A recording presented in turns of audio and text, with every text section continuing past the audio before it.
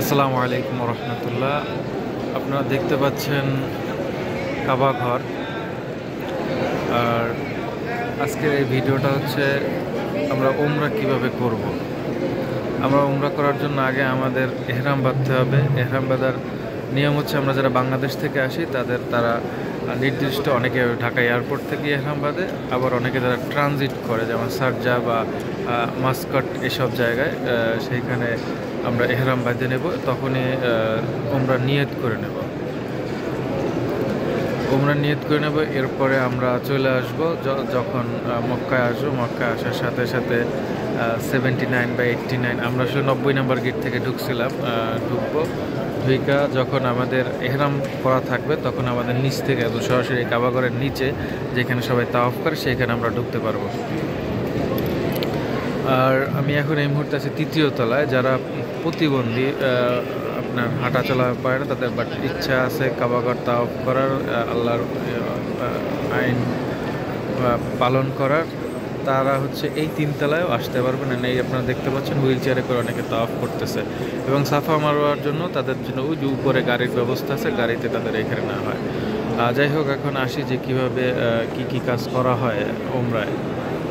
প্রথমে এই যে দেখেন, এই আমার আঙ্গুল সোজা একটা নীল কালারের লাইট জ্বলতেছে। এই লাইটের এইখান থেকে হাজরে আসওয়াদ পাহাড়ের দিকে, পাথরের দিকে ইশারা করে চুম দিয়ে, হাত থেকে ইশারায় চুমুন দিয়ে ওখান থেকে আল্লাহু আকবার বলে আপনি তাওয়াফ শুরু করবেন। প্রথম 3 তাওয়াফে কাবাঘরের দিকে তাকাবেন না, এটা হচ্ছে কাবাঘরের মানে আদবের খেলাফ। এরপর আমরা 7টা তাওয়াফ দিব। আর এই তাওয়াফ করার সময় হাজরে আসওয়াতের আগের যে কোনাটা, এই যে কোনাটা, এর আগের যে আরেকটা কোনা আছে, আমি এখন এক্স্যাক্ট যেখানে দাঁড়ানো আছি সেইখানটা হয় আর কি আরেকটা কোনা। এইখান থেকে যখন যাবেন তখন শুধুমাত্র দোয়া করবেন, রব্বানা আতিনা ফিদ দুনিয়া হাসানাতাও ওয়া ফিল আখিরাতি হাসানাতাও ওয়া কিনা আযাবান নার। এইভাবে আমরা 7টা তাওয়াফ করব। প্রথম 3 তাওয়াফের পরে আমরা চাইলে কাবাঘরের দিকে চাইতে পারবো। এই আর কি। দেখেন অনেকে কাফেলা নিয়ে আসছে এক কালারের, আসলে হারাই যাওয়ার ভয় থাকে, এই জন্য ক্যাপ নিয়ে আসে অনেকে মাথার উপরে টুপিতে ফুল দিয়ে নেয় যাতে হারাই না যায়। আমিও যেমন কালকে রাতে যখন তাওয়াফ করতেছিলাম, আমার সাথের বাইকে আমি হারাই ফেলছি।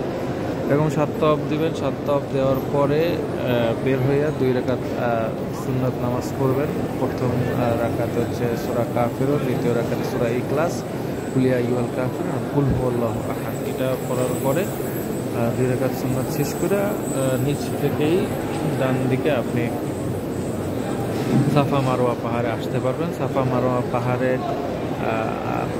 এই মুহূর্তে আমি দেখাইতে পারতেছি না, বাট আমি ইনশাল্লাহ ভিডিও যখন সারবার এডিট করে আপনার দেখাই দেবো না। ওইখানে হাঁটার নিয়মে ব্লু কালার দেওয়া আছে উপরে। ওই ব্লু কালারে যখন আপনি হাঁটবেন, তখন পুরুষ জোরে জোরে দৌড়াবেন আর মহিলারা জোরে জোরে হাঁটবেন।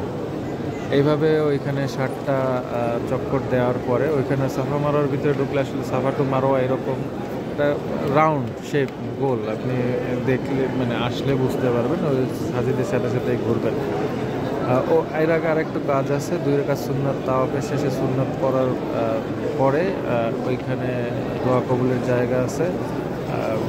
সাফা মারোয়া পাহাড়ে ঢুকতে হাতের বাম পাশে ওইখানে জমজমের পানি আছে, ওইটা খাইবেন এবং পান করবেন দাঁড়াইয়া, এবং কাবাঘরের দিকে তাকায় যখন যা দোয়া করবেন সেটাই কবুল হবে। অ্যান্ড আরেকটা কথা বলে রাখি, সর্বপ্রথম ঢোকার সময় আপনি যেই দোয়াটা করবেন, সর্বপ্রথম চোখে কালো গ্লাস দেখার সাথে সাথে যে দোয়াটা করবেন, সেই দোয়াটাই আল্লাহ পাক কবুল করবেন। এরপরে আপনি তাওয়াফ শেষ করলেন, আপনার হজের কাজ শেষ, কার্যক্রম শেষ। আপনি শেষ করার পরে আপনি যখন বের হবেন, তখন যদি পুরুষ হন তাহলে সম্পূর্ণ মাথা নেড়া করে দেবেন। অ্যান্ড মহিলা যদি হয় তাহলে 2 কর পর্যন্ত কেচি দিয়ে চুল কাইটে নেবেন। এই হচ্ছে উমরা করার নিয়ম। অল্পতে আপনাদের বললাম। ভালো থাকবেন সবাই, আমার জন্য দোয়া করবেন আমি যাতে আবার এইখানে আসতে পারি এবং উমরা করতে পারি, আল্লাহর ঘর আবার তাওয়াফ করতে পারি। আসসালামু আলাইকুম ওয়া রাহমাতুল্লাহ।